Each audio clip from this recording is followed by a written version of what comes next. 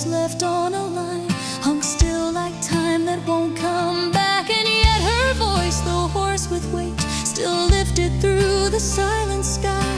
For every flame the Lord permits, He keeps the ash to sanctify.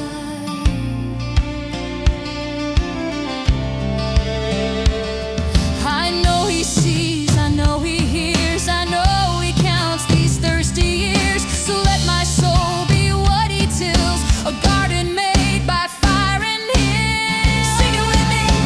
Come down, oh silver tide, cut through this aching countryside. Oh God, who scorched these hills so bare, I breathe Your name into the air. If pain is where Your love remains, then write Your will across these plains. But Lord, I'm pleading, let it rain.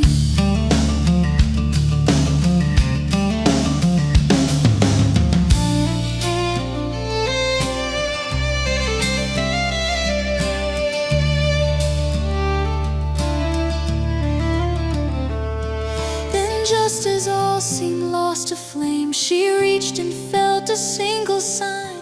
A drop fell on her open hand, like mercy falling out of time.